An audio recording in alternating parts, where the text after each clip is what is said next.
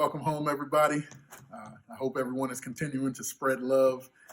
It's a blessing to be in the house of the Lord. I don't have too many friends here with me, but I thank you for joining us. Those of you who watched our Facebook Live and our YouTube Live, those of you who are continuing to give by Square, by Cashapp, to make sure that the work of the kingdom can continue to go on. We appreciate you so much. But I'm here today because I want to invite you to brunch.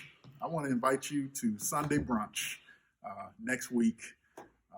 Next week is the first Sunday. It's also Palm Sunday. But we are going to have brunch communion.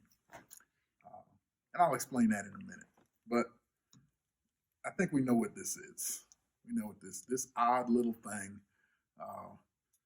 this odd little cup filled with grape juice with a stale cracker put on the top of it. If you've been to church, you know what this is. We got the newfangled one here at Love Zion, but I remember old school. We used to pour it in a tiny little cup and then have the wafer. We know what this is. This is communion. But I think we have forgot what this really means. What does communion really mean? And I've been working for years now. You can't rip a Band-Aid off when it comes to things like this, but I've been working for years to try to reorientate what communion really means. Communion is not about us dressing in white on the first Sunday and eating this strange little contraption that we have. Communion is about being together. Communion is about sharing a meal together. Now, I know this sounds strange because we're not physically together, but we are together. And these are the times that really show us what communion really means. So this Sunday, I want to invite you to Sunday brunch so that we can commune together.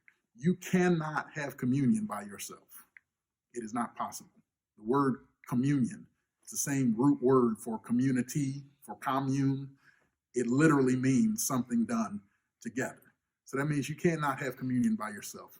I tell our deacons and deaconess all the time when they go to serve people in hospital beds and places like that you ought to have at least 2 communion kits, because it's not communion if you're just giving it to someone else. Literally, the purpose is to eat together while we remember Jesus. Look on this. This is our communion table. And if you look on the front of it, it says, "In remembrance of me." That's what communion is. It's eating together and doing it in remembrance of our Savior.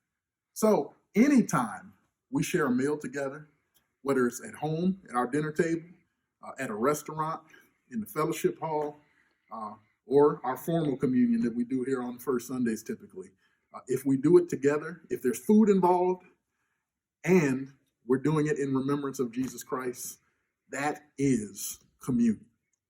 So how do we have communion when we're disconnected from each other?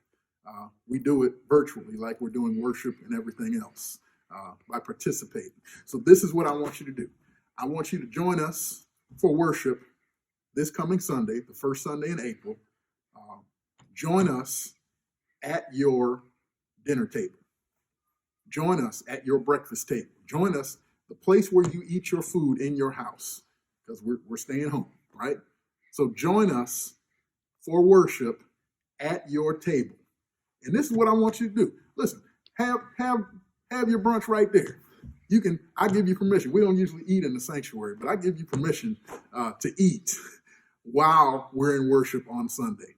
And we're going to do that together. While you're having your brunch at your house, someone else is going to have brunch at their house. Someone else is going to have brunch at another house. And then when it comes time for our communion in service, we're going to lift it up. I guess I'll have this. I feel like I should bring a real meal in here next Sunday since everybody else is going to be eating. But even if it's just this, when it comes time, if you've been to First Wednesday Bible study, you know how we do. You get something to eat in one hand, something to drink in the other, and we're all going to have communion together. It's going to be a beautiful thing. I'm so looking forward to it. This is what I want you to do to help. Don't just participate. Show us that you're participating. Take a selfie at your table.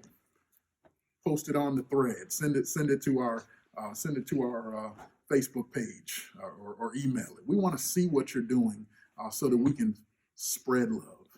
Hashtag spread love. That's what we're doing. This is an awesome season that we're in. It is uncomfortable. It hurts. And there's a backdrop of some really bad stuff going on that has put us in this position. But there's always a bright side somewhere. So I'm looking forward to having Sunday brunch with you as we commune together. God bless you. We love you. Spread love. Share this video.